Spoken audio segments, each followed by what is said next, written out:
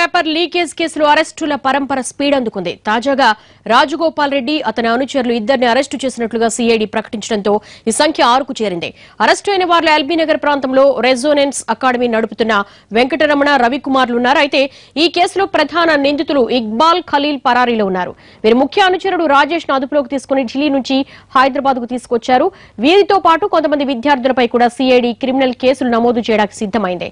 కొందరు విద్యార్థులు తమ అకౌంట్ల నుంచి ఏకంగా 50 లక్షల వరకు లావాదేవీలు జరిపినట్లు సిఐడి గుర్తించింది. వీరిలో చాలా మంది విద్యార్థులు పరారీలో ఉన్నారు.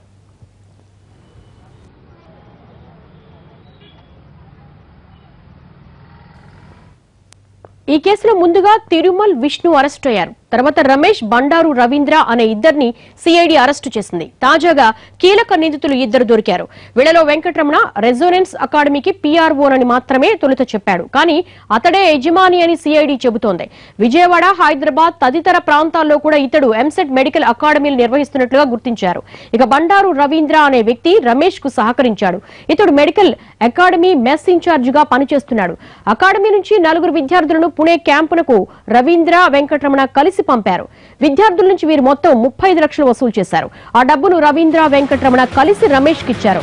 బ్రోకర్ విష్ణు పంపిన 14 మందితో పాటు విజయవాడకు చెందిన జ్యోతిబాబు పంపిన 6 విద్యార్థులకు కూడా పేపర్ లీక్ చేశారు.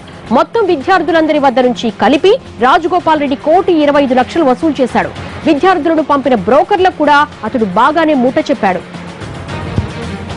Telangana EAMCET medical paper leakage కేసులో అసలైన కీలక సూత్రధారి మాత్రం ఇంతవరకు దొరకలేదు. రాజగోపాల్ రెడ్డి కీలక నిందితుడని భావిస్తున్నా అతడు కూడా ఒక బ్రోకర్ మాత్రమేనని సిఐడి నమ్ముతోంది.